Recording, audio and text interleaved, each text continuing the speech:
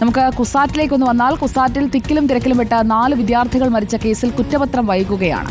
ദുരന്തം നടന്ന 1 വർഷം പിന്നിട്ടു, പക്ഷേ കുറ്റപത്രം ഇതുവരെ സമർപ്പിച്ചിട്ടില്ല. അപകട കാരണം സംഘാടനത്തിലെ വീഴ്ചയാണെന്നാണ് അന്വേഷണ സംഘത്തിന്റെ കണ്ടെത്തൽ. മനഃപൂർവ്വമല്ലാത്ത നരഹത്യാ കുറ്റം ചുമത്തി പ്രിൻസിപ്പലിനെയും 2 അധ്യാപകരെയുമാണ് കേസിൽ പ്രതി ചേർത്തത്.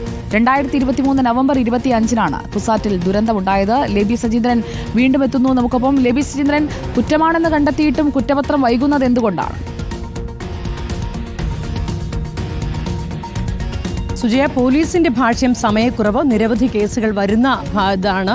തൃക്കാക്കര ACPക്ക് കീഴിൽ നിരവധി കുസാറ്റ് ഇരിക്കുന്ന ഭാഗം കളമശ്ശേരി സ്ഥലത്താണ്. കളമശ്ശേരിയിൽ നിരവധി കേസുകളുടെ ബാഹുല്യമുണ്ട്, അതുകൊണ്ട് വൈകുന്നു എന്നുള്ള വിശദീകരണമാണ് ACP നൽകിയിരിക്കുന്നത്. എങ്കിലും ഓർക്കേണ്ടതുണ്ട്, നമ്മളെല്ലാവരും ആ റിപ്പോർട്ടിംഗ് അന്നത്തെ സംഭവം നേരിൽ കണ്ടവരാണ്.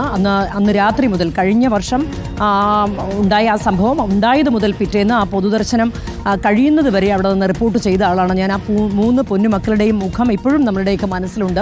3 കുട്ടികളും ഒരു അധ്യാപികയുമാണ് അന്ന് മരിച്ചത്. അന്ന് തിക്കിലും തിരക്കിലും ഇത്രയും വലിയ ദാരുണമായ സംഭവം ഉണ്ടായിട്ടും അത് ഒരു ഗൗരവത്തോടുകൂടി എടുത്തില്ല എന്നുള്ളത് തന്നെയാണ് ഇതിലെ അതീവ വീഴ്ചയുള്ള കാര്യം.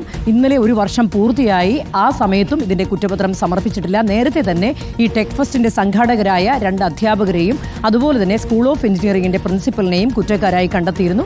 ഇതിൽ 1-ാം പ്രതി ആയി ചേർത്തിരുന്നത് ദീപക് കുമാർ സാഹു, അതായത് സ്കൂൾ ഓഫ് എഞ്ചിനീയറിംഗിൻ്റെ പ്രിൻസിപ്പാളാണ്. അതുപോലെ തന്നെ ടെക് ഫെസ്റ്റിൻ്റെ ചുമതലക്കാരായ ഗിരീഷ് കുമാരൻ തമ്പി, വിജയ് എന്നിവരെയാണ് അന്ന് പ്രതി ചേർത്തിരുന്നത്. പ്രതി ചേർത്ത് കോടതിയിൽ റിപ്പോർട്ട് സമർപ്പിച്ചെങ്കിലും കുറ്റപത്രം ഇതുവരെ സമർപ്പിക്കാനായിട്ടില്ല. കുറ്റപത്രം വൈകുന്നു എന്നുള്ളത് ഗുരുതരമായ വീഴ്ച തന്നെയാണ്. ഞാൻ നേരത്തെ സൂചിപ്പിച്ചതുപോലെ ആ കുട്ടികളുടെയൊക്കെ മുഖം നമ്മളുടെ മനസ്സിൽ ഇപ്പോഴും കിടക്കുകയാണ്. ഒരു യൂണിവേഴ്സിറ്റിയിൽ ഇത്തരത്തിൽ തിക്കും തിരക്കും ഉണ്ടാകുന്നു. ഒരു കലോത്സവത്തിൽ അതേ കലാലയത്തിലെ കുട്ടികൾ തിക്കും തിരക്കിലും മരണമടയുന്നു.